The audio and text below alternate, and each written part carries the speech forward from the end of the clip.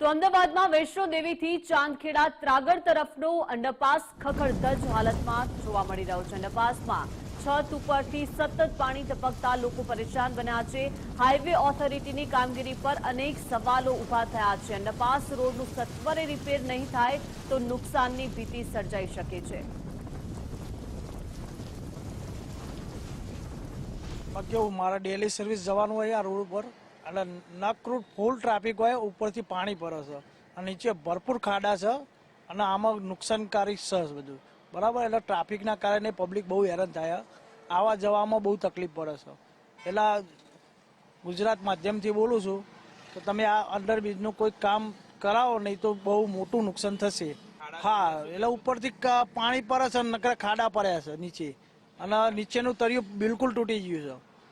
ये જ કે સરકારને જ વિનંતી છે કે આનું પેલું કરે ખાડા સરકાર, તો રોડ બી સારું રહે, પાણી ના ભરાય। નકર હવે વરસાદ પડવાનું છે એટલે પાણી તો વધારે ભરાવશે, એટલે તકલીફ રહેશે આવવા જવા વાળાને અને ટ્રાફિક થશે। અને ઉપરથી પાણી બી પડે છે તો એ બી રિપેર કરાય। સાંજે અને સવારે લોકો જોબ જતા હોય, ધંધા ઉપર જતા હોય, તો એ જ કે ભાઈ ખાડા સરખા કરાવો તો ટ્રાફિકમાં ના નડે અને ટાઈમસર લોકો પહોંચી જાય। અને ખાસ ઉપરથી જે પાણી પડે એ પાણીનો પેલો કરે।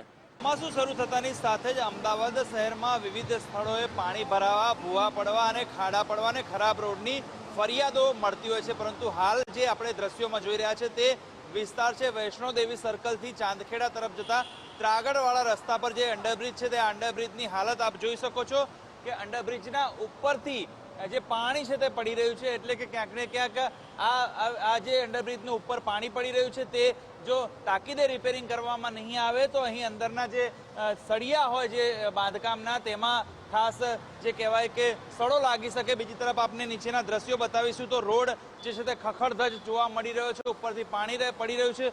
આ જે મુખ્ય રોડ છે અને સાંજે 6 થી 9 અસહ્ય ટ્રાફિક આ રોડ ઉપર હોય છે, જેને કારણે ખરાબ રોડ હોય અને ટ્રાફિકની સમસ્યાને લઈને લોકો ત્રાહિમામ પોકારી ઉઠ્યા હોય છે। લોકોની ફરિયાદ છે કે તાકીદે આ રસ્તો જે છે તે સરખો કરવામાં આવે તો કંઈક ટ્રાફિકની સમસ્યા હલ થાય। ને બીજું કે આ જે અંડરબ્રિજની ઉપરથી પાણી પડી રહ્યું છે, વરસાદી પાણી, તે પણ રિપેરિંગ કરવામાં આવે તો નહીં તો આવનારા સમયમાં જે છે તે આ બ્રિજને નુકસાન થઈ શકે તેવી સ્થિતિ છે। બીજી તરફ જે આ ઓથોરિટી છે તે નેશનલ ઓથોરિટીમાં આવતો આ જે રોડ છે, પરંતુ જે ગુજરાતના અનેક એવા રસ્તાઓ છે, રોડ રસ્તાઓ છે જે ચોમાસામાં હાઈવે પણ ખરાબ થઈ જતા હોય ત્યારે તાકીદે આને સરખો કરવામાં આવે તેવી લોકોની માંગ છે।